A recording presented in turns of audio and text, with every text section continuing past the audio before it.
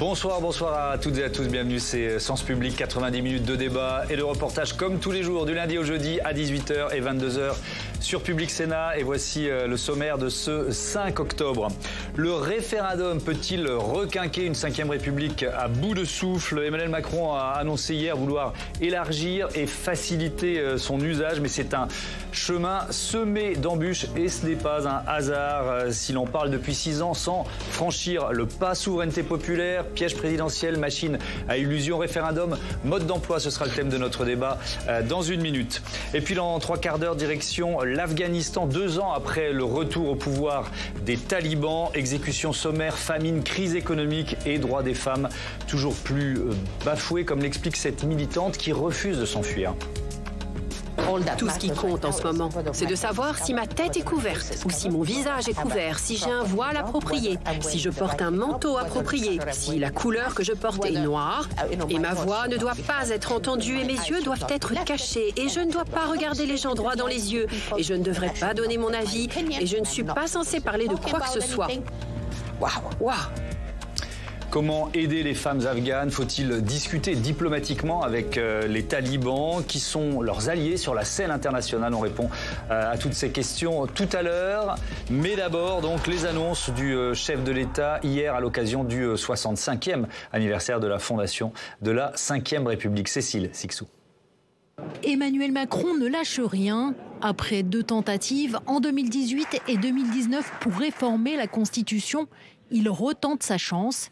Dans la version 2023, il propose d'inscrire l'avortement dans le texte, d'accélérer la décentralisation et d'élargir le référendum. Une version moins ambitieuse que les précédentes, mais qu'il souhaite, dit-il, mener à son terme.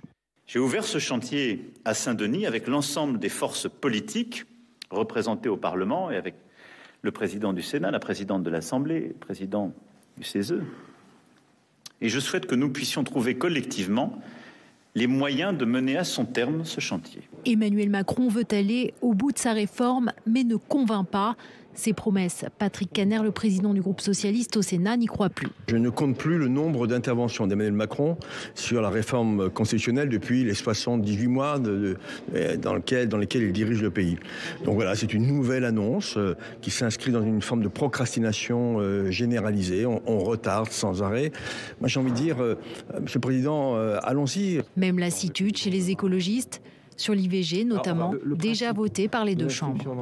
L'IVG, je dirais, on n'a pas besoin de le mettre dans un grand texte ou de voilà. Je pense que là, pour le coup, c'est lui qui a la décision entre les mains. Maintenant, c'est vraiment de sa responsabilité, et c'est ce qu'on attend pour que réunir le Congrès et puis faire en sorte que ça soit enfin une réalité. Les LR attendent un pas du président sur l'élargissement du référendum aux questions migratoires. Nous voulons qu'il soit plus explicite et surtout qu'il s'engage. La révision de la Constitution, c'est très théorique pour les Français. Je ne rencontre jamais aucun Français qui me le suggère. Il faut par conséquent qu'il y ait une application du référendum. Ça doit être utile. Reste à savoir si Emmanuel Macron aura la majorité des 3/5 des parlementaires pour faire passer ces réformes. Il sera difficile, en tout cas, de rassembler les différentes familles politiques sur des thèmes comme l'IVG ou l'immigration. Comment redonner du souffle à notre démocratie? Faut-il élargir le champ du référendum et simplifier la mise en œuvre des référendums d'initiative populaire? On en débat avec Benjamin Morel. Bonsoir. Bienvenue. Vous êtes constitutionnaliste, maître de conférence en droit public à Paris 2 Panthéon-Assas et auteur de ce livre La France en miettes aux éditions du CERF. Florent Valliot, bonsoir. Et bienvenue, président du cercle de réflexion Letterie et enseignant à Sciences Po. Bruno Cotrez, bonsoir et bienvenue, politologue, chercheur au CNRS et au CEVIPOF. Et Tam Tranui, bonsoir Tam, éditorialiste politique. Allez, Benjamin Morel, on fait un premier tour de table. Emmanuel Macron qui, je le cite, veut donner plus de force à la souveraineté populaire et répondre aux aspirations démocratiques de notre temps. Déjà, avant de parler de ce qui pourra être fait, etc., c'est un constat de crise quand il dit ça. Oui, c'est un constat de crise. Alors après, cette crise, je dirais qu'elle n'est pas nouvelle. Et pour la relativiser un petit peu, même si on va y venir, il y a des vrais problèmes dans nos institutions, elle est aujourd'hui commune dans tous les pays occidentaux. Vous savez, de la Suède au Portugal et de la Pologne aux États-Unis, il n'y a pas un pays qui va bien. Ce qui montre que ce n'est pas qu'un sujet institutionnel, mais c'est aussi un sujet institutionnel. Aujourd'hui, on a une république qui, qu'on veuille passer à la 5e bis, à la 6e, etc., eh bien, peut être fondée sur des points qui peuvent être améliorés. La démocratie directe, on va peut-être parler du RIP, Voilà quelque chose qui a été pensé, construit pour ne jamais être utilisé. Ça montre que vous avez quand même des points de fragilité. Vous avez par ailleurs une crise de la représentation globale. Le mode de scrutin aujourd'hui peut poser un certain nombre de sujets. Si vous regardez par exemple en 2017, 16% des inscrits donnent 60% des députés. Donc vous avez un sentiment assez généralisé d'une partie de la population de ne pas être représenté de façon structurelle. Donc il y a des choses à repenser, il y a des choses à revoir. Après, est-ce que ce sera sous ce quinquennat ? Ça, on parlera de procédure. Évidemment, pas évident. Procédure, équilibre politique, il y a tous ces éléments qui rentrent dans l'équation. Le symptôme de cette crise démocratique, Florent Radiot, évidemment, sont les taux d'abstention records à chaque élection. Pourquoi les Français votent moins ? On a eu une partie de l'explication, mais comment vous l'expliquez ? Il y a des explications optimistes et des explications pessimistes. J'ai lu récemment sur The Conversation un article qui disait que finalement la désaffection pour le vote c'était peut-être le signe d'une maturité démocratique et qu'il fallait s'accoutumer à cela. On peut défendre cette idée-là.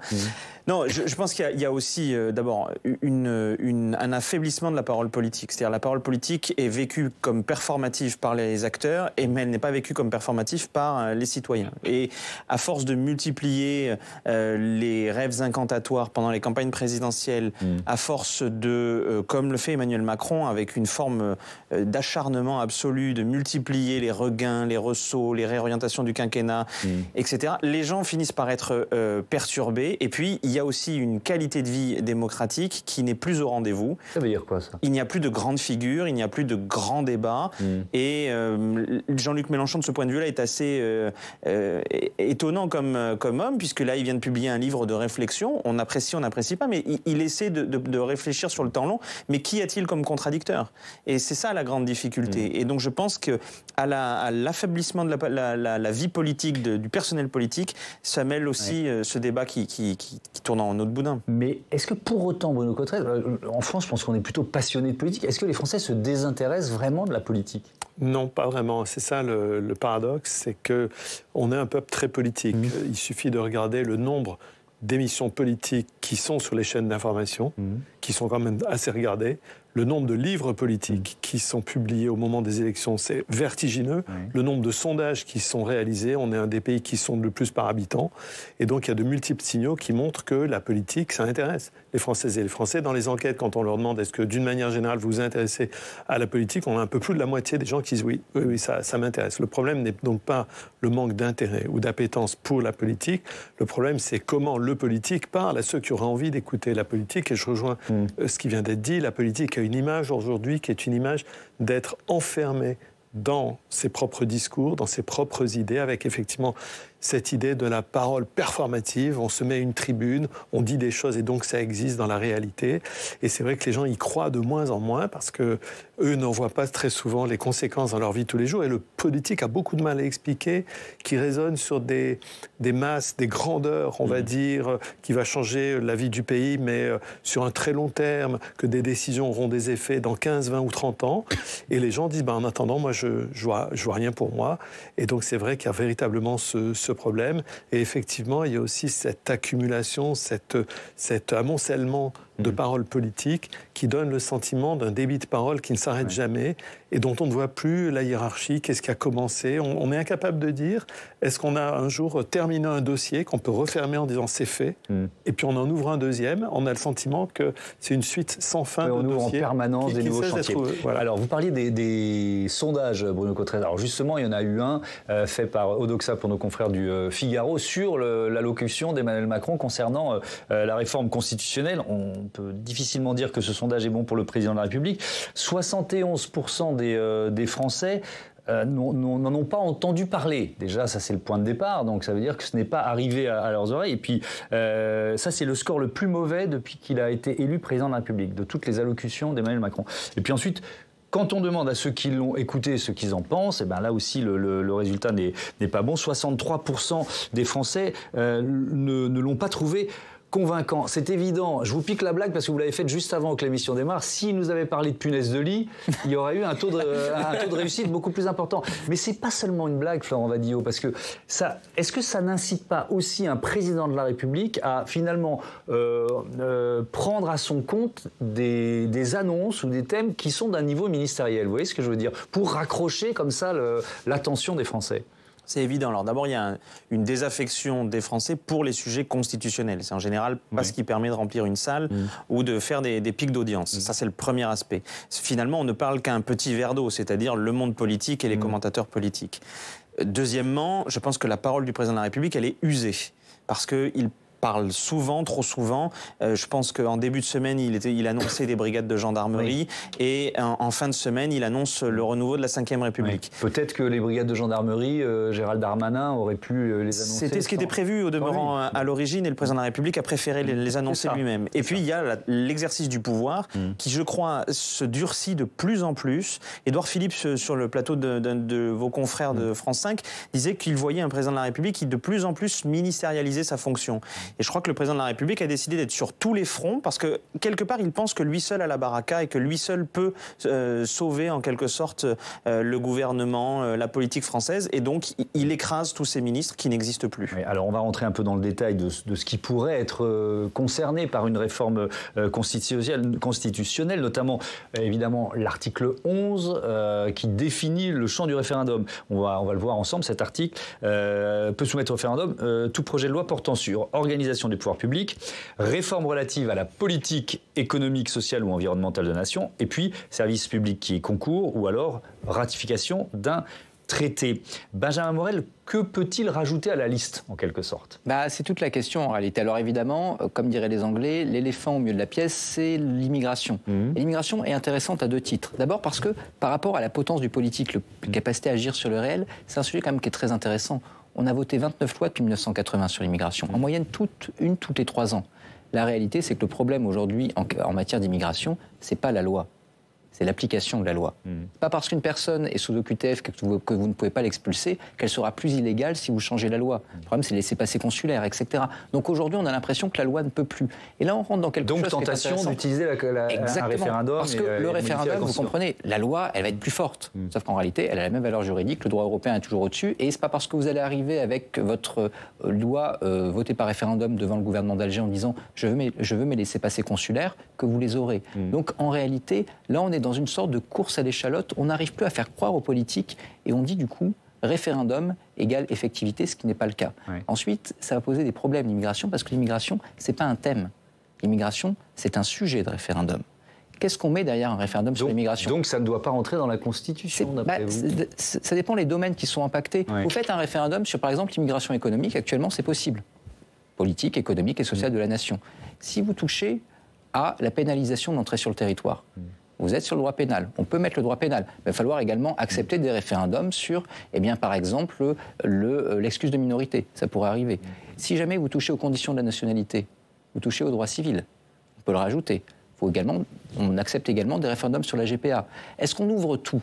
Ou est-ce qu'on ouvre certains domaines ? Si on ouvre certains domaines, qu'est-ce que ça implique du point de vue de l'évolution du champ du référendum ? Ce débat, on ne l'a pas. Aujourd'hui, vous avez des gens qui vous disent un référendum sur l'immigration, mais le référendum sur l'immigration, il ne fait pas une réforme constitutionnelle. Et là, en effet, il y a loin de la coupe aux lèvres. Et puis, Tam, oui. Non, mais une question, est-ce que vous avez l'impression que du coup, comme vous le dites, on n'a pas du tout de vision à long terme, qu'on est purement dans de la tactique politique sur l'histoire du référendum sur l'immigration, avec un appel à LR, et que du coup, on oublie toute la faisabilité de la réforme constitutionnelle et du sens que ça a ? La réalité, c'est que beaucoup de choses qu'il a annoncées hier sur le référendum, je ne vois pas comment on les met en forme juridiquement. Par exemple, quand il dit on ne va pas pouvoir revenir sur une loi après un certain temps, il prend le traité de Lisbonne. Bon exemple, en effet, il y a une frustration démocratique. Très bien. Le problème, c'est que le traité 2005, référendum, exactement. Et la loi va contre le résultat du référendum, 2 ans après. Exactement. Mais l'exemple est très mauvais, parce qu'en réalité, c'est le constituant qui revient sur l'avis du référendum. Donc, le fait que le Parlement ne puisse pas revenir dessus, c'est hors sujet. Par ailleurs, c'est pas le même traité. Moi, je veux bien juridiquement qu'on se dise, évidemment, c'est un peu les mêmes dispositions. Oui, mais c'est pas le même traité. Qu'est-ce que vous appelez le Parlement ne peut pas revenir sur ce qu'a décidé le peuple ? Vous voyez que ces idées-là, je les comprends, elles sont cohérentes, et en effet, c'est vraiment le symptôme d'une vraie crise politique, mais la mise en forme juridique, visiblement, elle était très très loin de l'esprit du président. Je reste sur l'hypothèse d'un référendum sur l'immigration. Bruno Cotresse, imaginons la campagne électorale. Enfin, le pays est déjà clivé, ça ne va pas s'arranger, quoi. Il y a aussi ce risque qui est un risque social, d'une certaine façon, sociétal. Oui, c'est toujours un des risques du référendum, puisque le référendum, par nature, va dramatiser un choix entre 2 options. Donc, pour le meilleur. Par exemple, les 2 référendums sur l'Europe, traité de Maastricht 92 et traité constitutionnel 2005, ont donné lieu à de très beaux débats démocratiques. On peut vraiment dire que nous avons débattu en France sur la question de l'intégration européenne et de la souveraineté nationale à ce moment-là. Et c'est vrai que tout le monde a souligné la qualité de ces campagnes, malgré le choix binaire qui s'offrait. Mais alors c'est vrai que sur un sujet qui, lui, est hautement investi par les forces politiques qui clivent à l'intérieur du pays, alors que le président de la République ne cesse d'en appeler à la concorde nationale, à l'unité des Français. C'est vrai que là, on voit un peu la contradiction entre les deux termes. Et par ailleurs, c'est vrai que la mise en œuvre d'un référendum sur cette question pose tellement de questions, c'est-à-dire quelle est la question ? Quelle est la question ? Qui rédige cette question ? Est-ce que la rédaction de cette question fait même l'objet d'un débat ?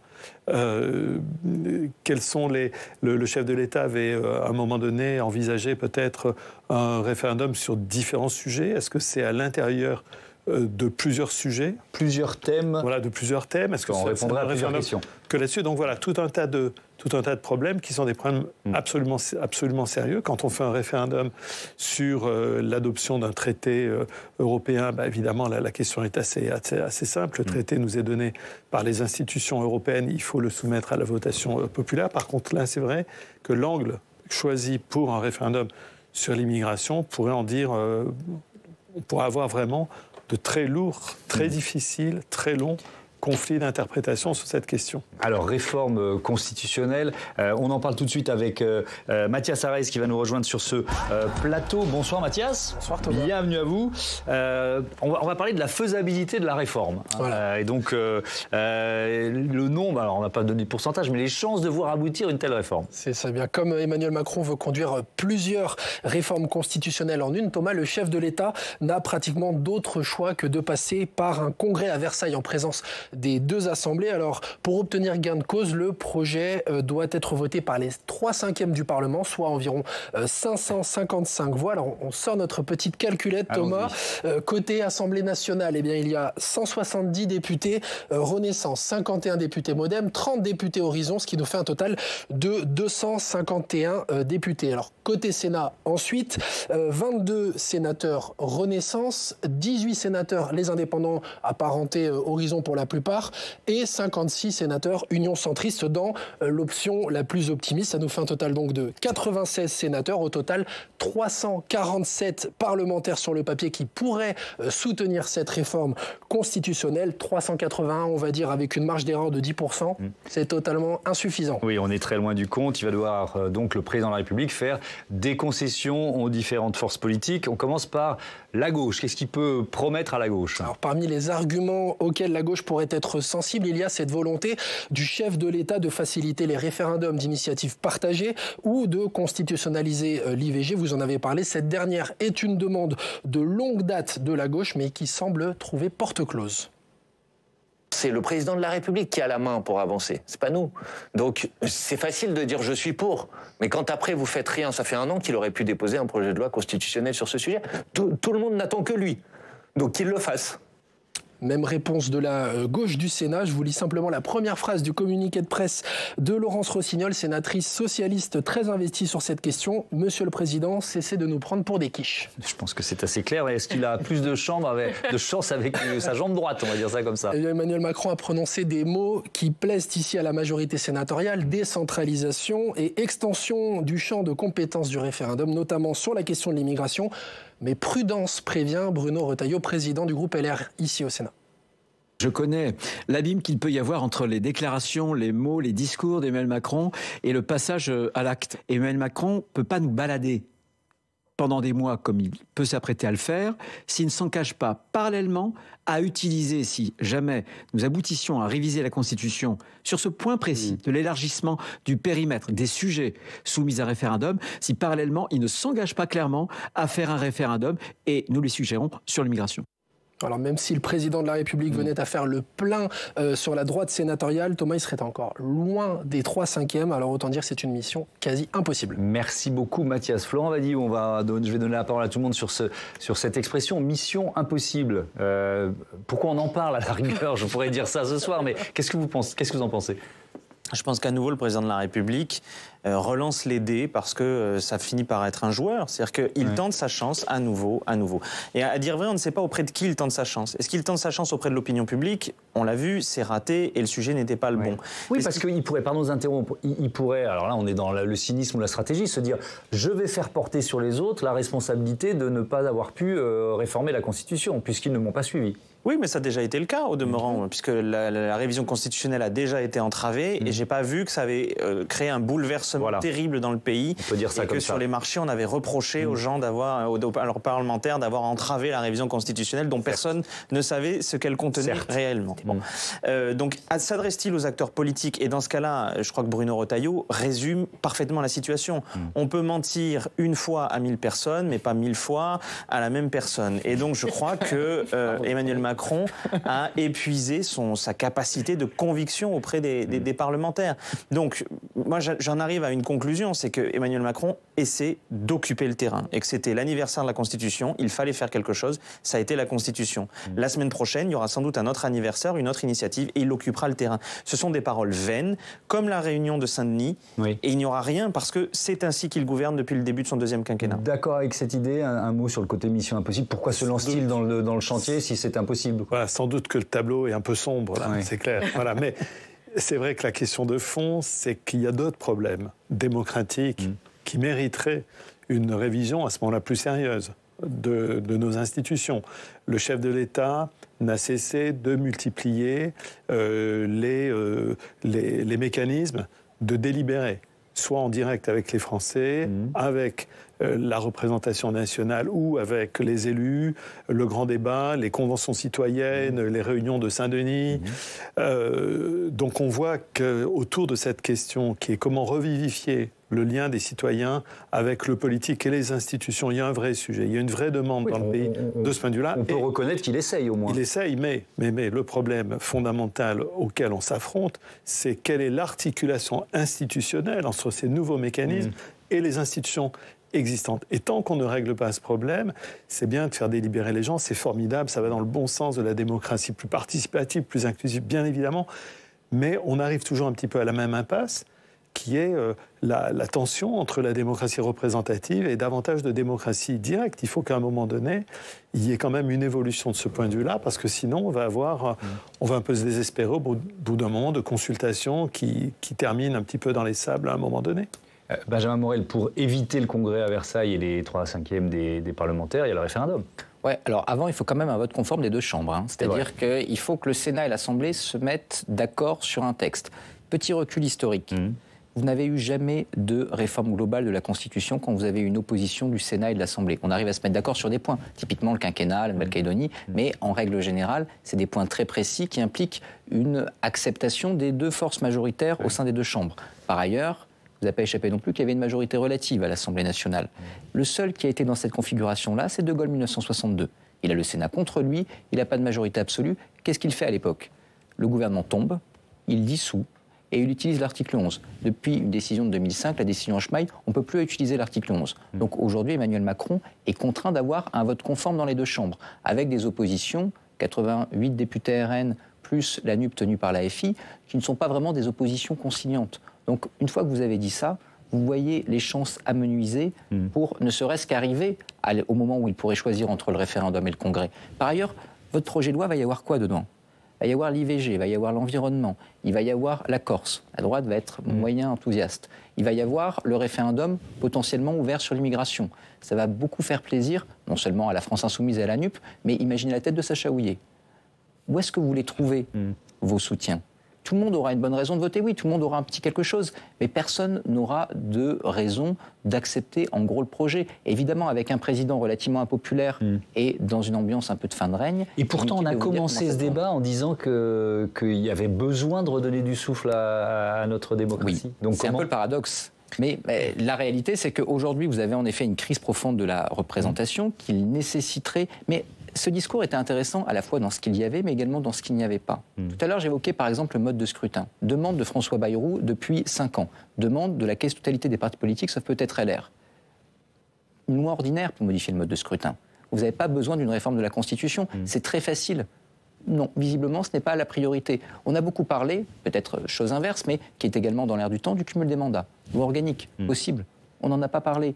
Hier, il n'a évoqué que des choses qui étaient extrêmement difficiles. Ce qu'il pourrait faire dans la semaine, il ne l'a pas évoqué, ce qui montre que là-dessus, des choses pourraient être faites sans réviser la Constitution, qu'on ne les vise pas à court terme. Vous dites qu'il n'y a pas de réelle volonté politique de la part d'Emmanuel Macron. Vous vouliez intervenir. C'était ça ma question. Est-ce qu'il y a même une volonté politique d'aboutir quand on voit que, par exemple, il y a quand même un accord du Parlement, par exemple, sur l'inscription de l'IVG dans la Constitution. Ça a été complètement décidé à minima. On pourrait très bien faire une réforme constitutionnelle en ayant la certitude que ça puisse fonctionner, en prenant cette version. Donc, à quoi bon, du coup, tout cumuler comme ça sur des sujets aussi divers? Votre avis, Bruno Cotteret? C'est clair qu'il tente peut-être effectivement de donner un sens un peu plus large. Et peut-être aussi qu'au vu des négociations, parce qu'il va y avoir beaucoup de consultations avec les responsables de partis politiques, il va continuer quand même dans cette direction, des consultations avec les responsables de partis, peut-être à un moment donné, de faire une sorte de bilan en disant, ben voilà l'accord minimum sur lequel on est, et on va faire de la révision. On va faire de la révision là-dessus, l'introduction du droit à l'IVG, par exemple, dans la Constitution. Par contre, c'est vrai que l'écart, à ce moment-là, sera assez important avec le propos liminaire du chef de l'État, qui est nous avons besoin de renouveler le ressort démocratique du pays. Je rappelle quand même qu'à l'origine, en 2017, lorsqu'Emmanuel Macron est élu pour la première fois, c'est dans un premier temps le premier dossier sur lequel il veut être. La réduction du nombre de parlementaires. La restauration de la confiance dans la politique, le ressourcement démocratique. Et à l'origine, lorsqu'il fonde le mouvement politique En Marche, le cœur de la doctrine, c'est de dire en France, ce qui ne va pas, ce n'est pas l'économie, c'est le politique. Et au début, c'est vraiment ça, c'est-à-dire effectivement réformer le nombre de parlementaires. Il y a beaucoup de réflexions qui sont à ce moment-là aussi sur les institutions. C'est vrai que ça s'est beaucoup étiolé depuis. Parmi les sceptiques qui sont nombreux, mais il y en a un dont la voix compte, c'est l'ancien président du Conseil constitutionnel, Jean-Louis Debré. Il était l'invité de la matinale de Public Sénat hier, évidemment à l'occasion de l'anniversaire des 65 ans de la Constitution, écrite par son père Michel Debré. On écoute l'ancien président du Conseil. Sur la Constitution, ça fait 5 ans ou 6 ans qu'il fait des annonces. Il annonce. Ça veut dire quoi? Peut-être qu'il faut... et je ne suis pas opposé, ouvrir le champ du référendum. Mais attention, les constituants ont voulu une harmonie entre la démocratie directe, qui est le référendum, et la démocratie représentative, qui est le Sénat et l'Assemblée nationale. Attention à ne pas opposer les deux. L'utilisation des référendums depuis le début de la Ve République montre que bien souvent, nos concitoyens ne répondent pas à la question posée, mais c'est une question de confiance à l'égard du président, etc. Alors, ne créons pas une instabilité. Tam Tranui, on vient de l'évoquer. Pour Emmanuel Macron, aujourd'hui, vu l'équilibre politique, on se dit que c'est quasi impossible de faire adopter une réforme constitutionnelle. Mais de toute façon, pour un président de la République, c'est pas évident.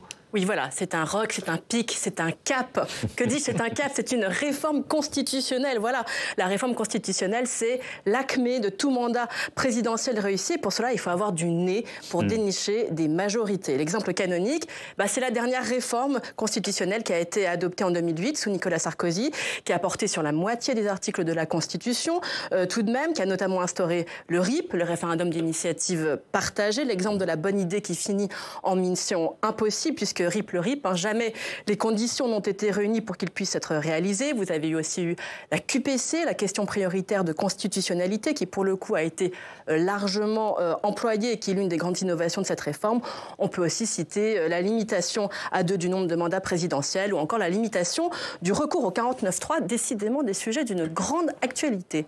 Et cette révision constitutionnelle de 2008, est-ce qu'on peut dire qu'il a eu du flair finalement, Nicolas Sarkozy? On peut le dire, puisqu'il en a fallu pour faire adopter une telle réforme. On l'a dit, il faut la majorité des 3/5 du Parlement, aller au-delà de ses propres troupes. Je cite, fédérer les forces politiques au-delà des clivages. C'est ce qu'a expliqué l'entourage d'Emmanuel Macron cette semaine avant qu'il intervienne mercredi.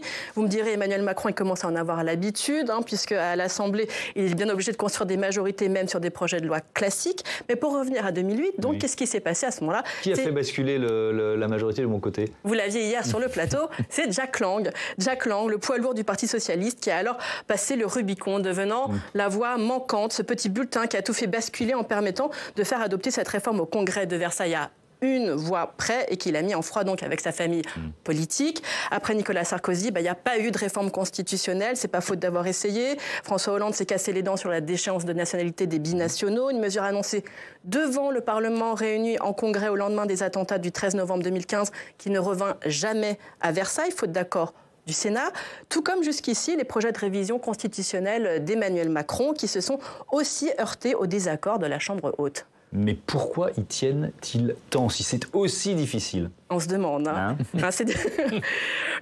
En tout cas, il y a deux spécialistes de la Constitution qui ont un début de réponse. Ils ont publié une tribune aujourd'hui dans le Figaro. C'est Jean-Éric Schuttel et Jean-Pierre Camby, ancien secrétaire général du Conseil constitutionnel et professeur de droit. Et voilà ce qu'ils écrivent. Ils écrivent « Politique et groupes de pression sont fascinés par la force symbolique de ce verbe performatif qu'est censé être le texte de la Constitution. » Qu'est censé, hein. Oui. On entend bien, voilà. C'est donc la victoire politique par excellence. C'est à la fois souvent réussir un coup politique, un coup tactique en parvenant à débaucher chez l'ennemi et en même temps emporter donc la mère des batailles, celle qui restera gravée dans le marbre de la Constitution. Le souci, c'est que, disent nos auteurs, et c'est ce qu'on a dit depuis tout à l'heure, si ce type de réforme échauffe souvent les esprits des hommes politiques, elle laisse souvent le reste de la nation, je les cite, assez froide de marbre, elle aussi. Merci Tam Tranui. Florent Madillo, ça veut dire qu'on fait des réformes constitutionnelles pour de mauvaises raisons? Il peut y avoir de bonnes raisons à une mauvaise décision et inversement. Non, je pense qu'il est vrai que la révision de la Constitution, c'est l'héritage politique par excellence, parce que ça nous survit, les successeurs ne peuvent pas le défaire, on a l'impression d'avoir modifié la vie du pays. Et puis je pense que en France, on a une forme de passion constitutionnelle. Je ne connais pas un président de la République qui n'ait pas soit tenté une révision constitutionnelle, soit lancé des comités constitutionnels. François Mitterrand à la fin avec le doyen Vedel. Et donc j'avoue que je suis toujours un peu surpris par cette passion constitution française et qui échoue avec une constance assez redoutable. Si on revient sur la 4e République, on parle de la 5e, mais permettez-moi de parler de la 4e. Les constituants n'avaient pas l'idée de faire la constitution de la 4e telle qu'elle a été pratiquée. Il y avait une belle phrase de Deneuve de Vabre qui disait « Les constituants ont joué au jardinier, ils ont voulu greffer un rosier, il ne leur restait que les épines à la fin ». Et donc finalement, et c'est là-dessus que je voudrais en venir, on parle beaucoup d'institutions, on ne parle pas de pratiques politiques. Si on veut changer les institutions, il faut commencer par changer les pratiques politiques. Rien n'empêche le président de la République de plus consulter. Rien n'empêche le président de la République d'aller plus au contact des gens. Rien n'empêche les ministres d'être plus proches de la population. Donc, je veux bien qu'on essaie de revitaliser par la Constitution. Peut-être peut-on commencer par les pratiques qui, un jour, pourront être transcrites dans la Constitution s'il devait y avoir un blocage. Pour l'instant, je n'en vois pas. Et effectivement, le jour où on aura un blocage définitif, on pourra toujours exciper de la Constitution. Ça n'a jamais été le cas. Alors, je voudrais qu'on se concentre maintenant sur la question du référendum d'initiative partagée. On va écouter le président de la République hier. Voilà ce qu'il nous dit sur ce thème. La souveraineté populaire peut également s'exprimer directement à l'issue d'un référendum d'initiative partagée. Cette procédure utile est aujourd'hui excessivement contrainte. Sa mise en œuvre doit être plus simple et les seuils permettant son usage, comme peut-être ces procédures, devraient dès lors être revus.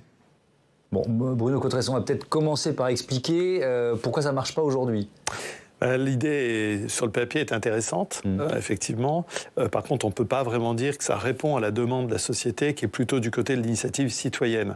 Là, c'est l'initiative partagée, c'est 1/5 des parlementaires soutenus, nous dit-on, par 1/10 du corps électoral. Donc c'est 4 millions, 4 millions, presque 5 millions. Voilà. Donc on voit que déjà du point de vue de qui a l'initiative, c'est pas en direct le peuple qui peut demander, bien sûr, ça peut être indirectement, si les parlementaires voient qu'il y a un sujet qui mobilise beaucoup le pays, etc., bien évidemment, qu'ils peuvent s'en saisir.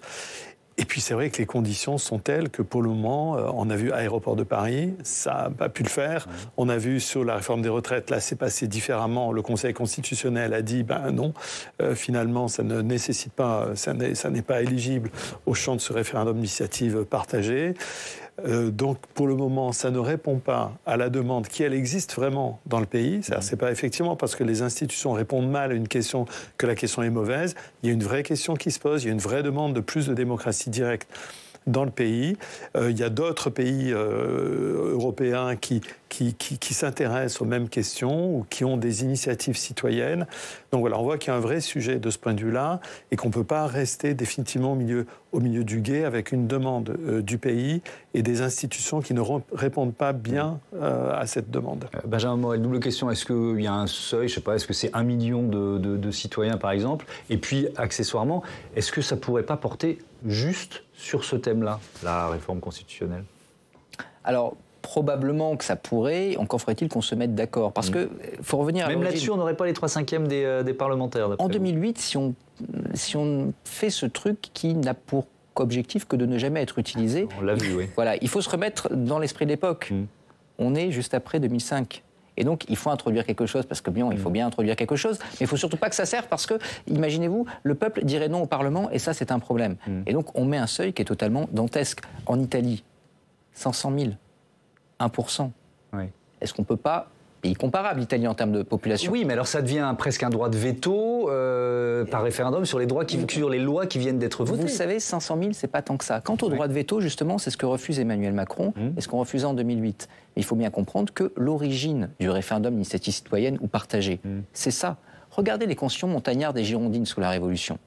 Le Parlement émet l'idée de ce qu'il pense être la volonté générale, et à l'époque, on ne fait pas de référendum parce qu'il n'y a pas d'urne, mais les assemblées primaires peuvent lui dire non. L'Italie, c'est un référendum veto. Vous voyez, la démocratie italienne s'effondrer plus que la nôtre? Non. Vous avez des référendums veto un peu partout en Europe. L'idée que les représentants représentent, mais que ces représentants ne font que représenter et que parfois, ils peuvent être contredits par leurs électeurs, c'est quelque chose qui ne devrait pas nous choquer. Mais on est tellement aujourd'hui dans un sentiment obsidional de la part des représentants que cette simple idée qui a fait peur en 2008 continue à faire peur et au Sénat et à Emmanuel Macron. Donc cette version-là ne passera pas. Mais vous comprenez bien que ce qui est attendu par beaucoup de Français après la réforme des retraites et ce qui va être attendu par la gauche à l'Assemblée, qui là-dessus fera l'obstruction, il n'y a pas moyen de juguler l'obstruction quand vous êtes dans une réforme constitutionnelle. C'est un RIC sur la réforme des retraites ou un RIP sur la réforme des retraites, donc un référendum veto. Donc entre cette vision qui a sa légitimité et qui historiquement est fondée, et de l'autre côté, la peur de voir justement les représentants contredits, trouver un modus vivendi, ça va être compliqué. Florent Badiou, votre avis là-dessus, est-ce que ce sont deux légitimités qui s'opposent d'une certaine façon? En tout cas, tout a été construit dans notre culture politique pour qu'elle s'oppose, puisque nous avons longtemps donné le primat absolu à la démocratie représentative, minoré le plus possible la démocratie directe, et de fait, nous avons une culture politique qui, en quelque sorte, estime que tout recours direct au peuple est non seulement contraire à la démocratie représentative, mais en plus, plutôt du côté des bonapartistes, des coups personnels, etc. Donc, il y a une méfiance du pouvoir personnel qui passe notamment par le peuple.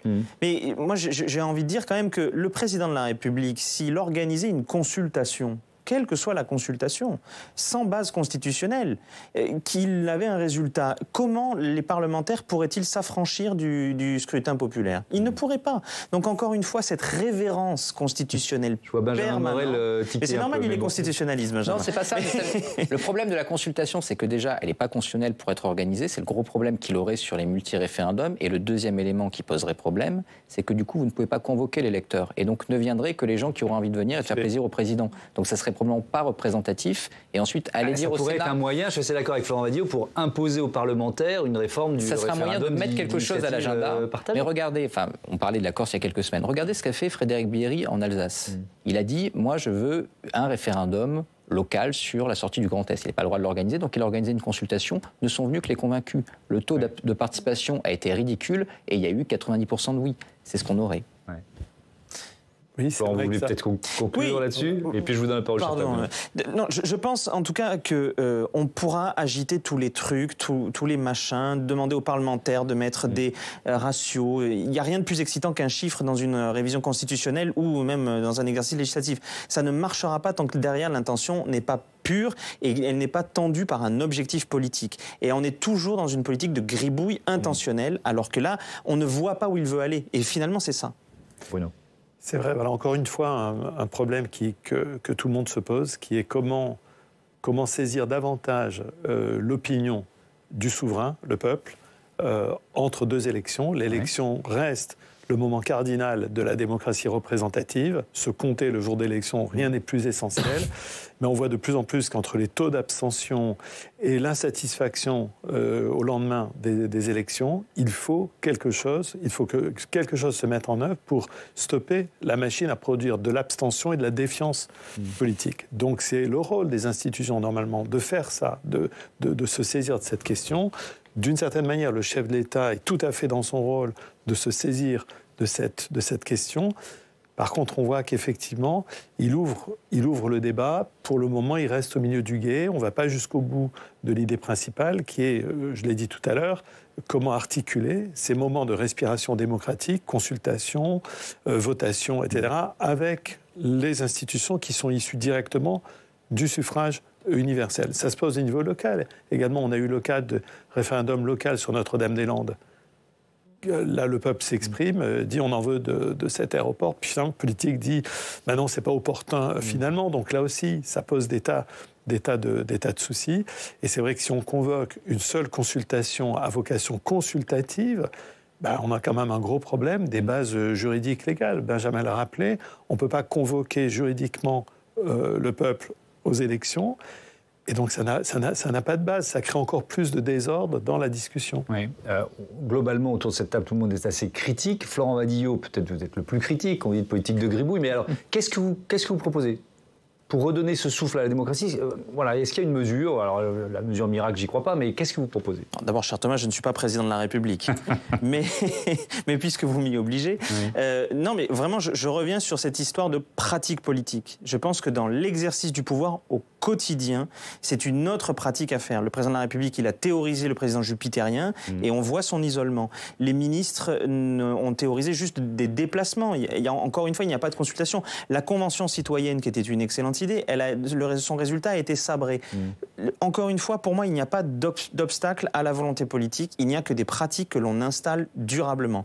De fait, le président de la République, depuis le début de son premier quinquennat, a installé une pratique du pouvoir qui est une pratique finalement assez conservatrice, dans la droite ligne de la Ve République, gaulo-mitterrandienne, diraient certains. Et donc moi, j'invite les responsables politiques à changer de pratique. Et déjà, dans la concertation, dans la consultation, dans l'écoute, ça amènera quand même sans doute beaucoup de difficultés en moins sur certains projets éminents. Benjamin Morel, même question. Vous avez commencé à l'évoquer tout à l'heure en disant finalement il n'y a pas forcément besoin d'une réforme constitutionnelle. Non, absolument pas.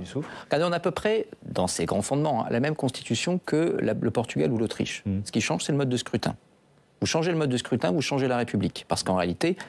Donc de la proportionnelle. Oui, comment ça fonctionne aujourd'hui? Le président est élu, derrière, sauf la dernière fois, vous avez une majorité pléthorique parce que ceux qui ne croient pas au président de la République s'abstiennent, et donc celui qui contrôle l'Élysée contrôle Matignon, celui qui contrôle le Palais Bourbon, celui qui contrôle le Palais Bourbon contrôle Matignon. On a une hyper concentration des pouvoirs et un président qui devient Premier ministre. Vous n'avez plus de majorité, c'est plus du tout la même donne. Et là, vous changez les mentalités. Donc, si majorité de coalition, pacte de gouvernement, etc. Si vous changez le mode de scrutin, si vous décalez les élections, vous faites beaucoup plus qu'en trifouillant là-haut dans les grandes sphères constitutionnelles. Mais évidemment, ça implique de changer de système.